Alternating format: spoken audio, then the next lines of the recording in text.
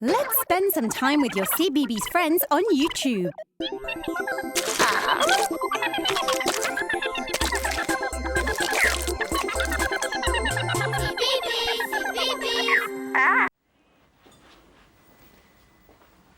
Hello, my name's Nisha. I've just been on a lovely walk outside and now I've put my slippers on to walk around inside. I'll just put my trainers nice and tidily on the shoe rack with all the other shoes. All these shoes remind me of a story about a shoemaker. The story is called The Elves and the Shoemaker.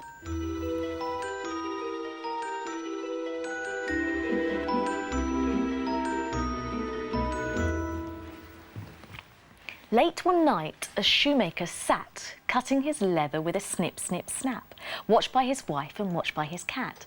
"I'll sew the shoes tomorrow," the shoemaker said. He went to bed hungry. There was no bread. The cupboard was bare, nothing there.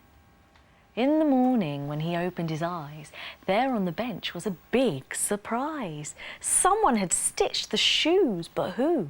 The shoemaker blinked and scratched his head. "What teeny tiny stitches," he said. "Who could do a thing like that?" "Not me," meowed the cat.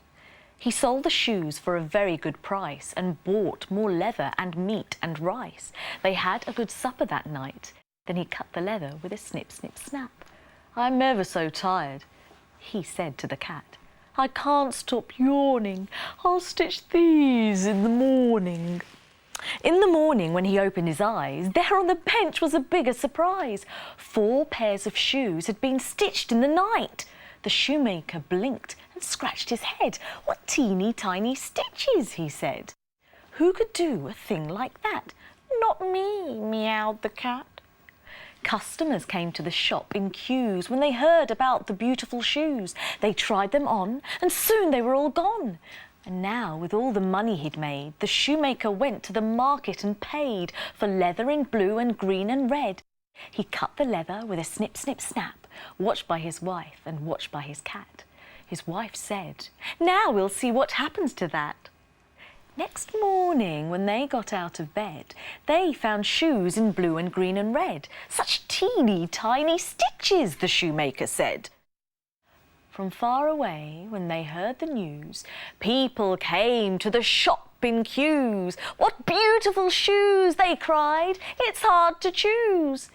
The shoemaker sat and counted his money. He thought, "Isn't it funny? I'm suddenly rich and I haven't even sewn a stitch." The shoemaker's wife said, "We have to find whoever it is who's being so kind. Let's watch in your workshop tonight." So they left a candle burning bright, and there they hid in the dead of night. Midnight chimed, the door went creak, and 3 little elves came skippy skip in, with silver tools in a teeny tiny tin, but their clothes were threadbare and thin. Their silver hammers went tip tip tap, and they cut and sewed with a snip snip snap, and the shoes were made in a flash. When the elves left, the shoemaker's wife said, "I've never seen in all my life 3 little elves so threadbare. I'll sew them all new clothes to wear."